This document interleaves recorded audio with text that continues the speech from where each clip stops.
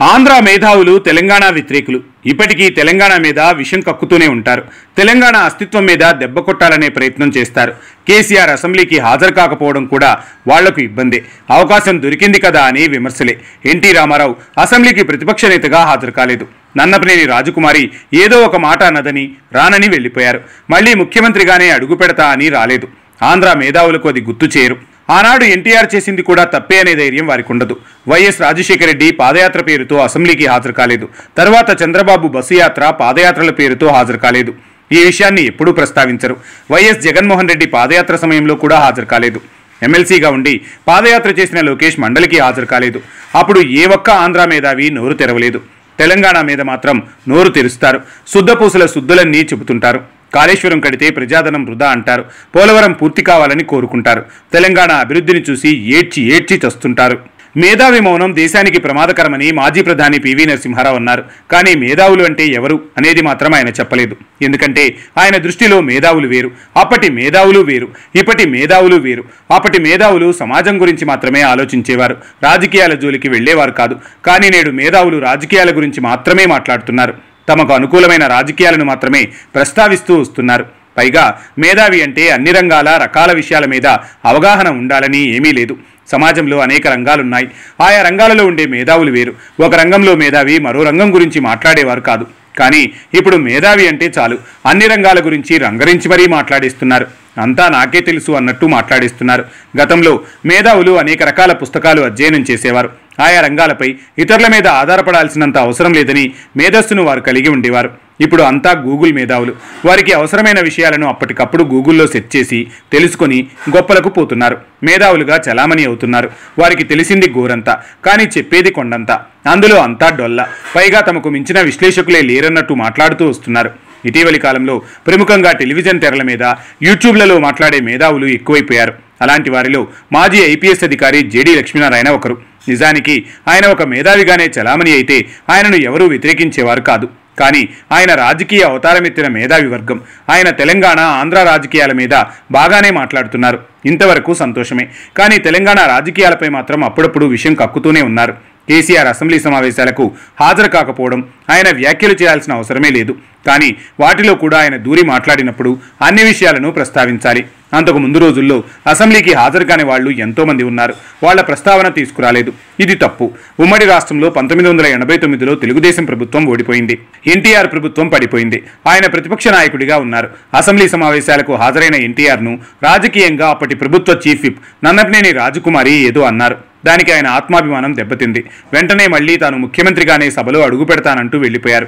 మళ్లీ ముఖ్యమంత్రి అయ్యే వరకు అసెంబ్లీ ముఖం చూడలేదు. మరి ఆనాడు ఆయన చేసింది మాత్రం ఏపీ మేధావులకు ఒప్పుగానే కనిపించిందా? ఆ విషయాన్ని ఏపీ మేధావులు ఎందుకు ప్రశ్నించరు? తెలంగాణ ఉద్యమ నాయకుడు, తెలంగాణ సాధకుడు, మాజీ ముఖ్యమంత్రి కేసీఆర్ అంటే అంత చులకనగా కనిపిస్తున్నారా? ప్రస్తుతం ఏపీ ముఖ్యమంత్రిగా ఉన్న చంద్రబాబు పాదయాత్ర చేశారు. ఉమ్మడి రాష్ట్రంలో ఆయన ఒకసారి బస్సు యాత్ర కూడా చేశారు. రెండోసారి పాదయాత్ర చేశారు. ఆ సమయంలో ఆయన అసెంబ్లీకి హాజరు కాలేదు. ఆ సమయంలో చంద్రబాబు జీతం తీసుకున్నారు. ఆ విషయం మాత్రం ఏపీ మేధావులు గుర్తు చేయరు. 2004కు ముందు దివంగత వైఎస్ రాజశేఖర రెడ్డి పాదయాత్ర చేశారు. ఆయన కూడా అసెంబ్లీ సమావేశాలకు హాజరు కాలేదు. నేరుగా ఎన్నికలకు వెళ్లారు. పాదయాత్ర తర్వాత ఆయన ముఖ్యమంత్రి అయిన తర్వాతే అసెంబ్లీలో అడుగుపెట్టారు. ఈ మేధావులకు ఆయన కనిపించలేదు. 2014 తర్వాత ఏపీలో ప్రతిపక్ష నాయకుడైన మాజీ ముఖ్యమంత్రి జగన్ కూడా అసెంబ్లీని బాయ్కాట్ చేశారు. పాదయాత్ర చేశారు. ముఖ్యమంత్రిగానే మళ్లీ ఏపీ అసెంబ్లీలో అడుగుపెట్టారు. ఇప్పుడు కూడా ఆయన అసెంబ్లీకి హాజరు కావడం లేదు. గత ఎన్నికలకు ముందు ఎమ్మెల్సీగా ఉన్న ప్రస్తుత మంత్రి లోకేష్ కూడా యువగళం పేరుతో పాదయాత్ర చేశారు. మండలి సమావేశాలకు హాజరు కాలేదు. ఆ విషయం కూడా ప్రస్తావించేందుకు ఏపీ మేధావులకు నోరు రాదు. కానీ తెలంగాణ ప్రతిపక్ష నాయకుడు కేసీఆర్ మాత్రం అసెంబ్లీకి హాజరు కాకపోవడాన్ని తప్పుపడుతుంటారు. ఇక మరో మేధావి జయప్రకాష్ నారాయణన్. ఆయన ఓ మాజీ ఐఏఎస్ అధికారి, కూకట్పల్లి మాజీ ఎమ్మెల్యే, లోక్సత్తా అనే పార్టీకి అధినేత. ఆయన మేధావితనం మరీ విచిత్రం. నీతివంతమైన రాజకీయాల గురించి మాత్రం గొప్పలు అనేకం చెబుతారు. కానీ ఆయన లేని లోక్సత్తాను ఇతరుల చేతుల్లో పెట్టలేదు. ఏకంగా పార్టీనే రద్దు చేశారు. అంటే అప్పటి వరకు పార్టీకి సేవలందించి వారి రాజకీయ జీవితాలు ఆగం చేశారు. లోక్సత్తాకు వచ్చిన విరాళాలు ఏమయ్యాయి? ఆ విరాళాలు ఏదైనా స్వచ్ఛంద సంస్థకు అందించారా? ఏం చేశారు? ఆ సొమ్ములన్నీ ఎటుపోయాయి? అని మాత్రం ఆయన్ను అడగకూడదు. దేశ ఆర్థిక పరిస్థితిలో ఆయనకు తెలిసినంతగా ఎవరికీ తెలియదన్నట్టు మాట్లాడుతుంటారు.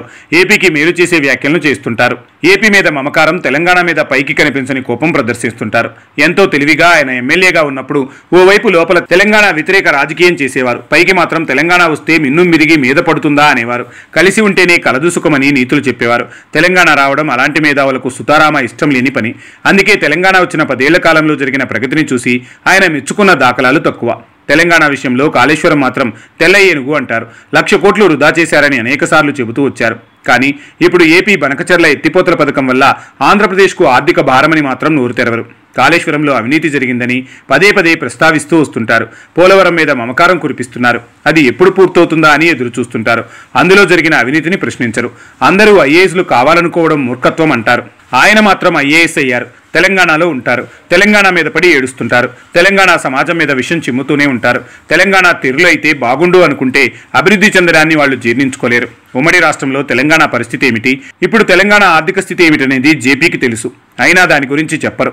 తెలంగాణ ఎలా సస్యశ్యామలమైంది, ఎందుకు సస్యశ్యామలమైంది, ఎవరి వల్ల అయింది, అందుకు కేసీఆర్ చేసిన కృషి గురించి చెప్పడానికి నోరు రాదు.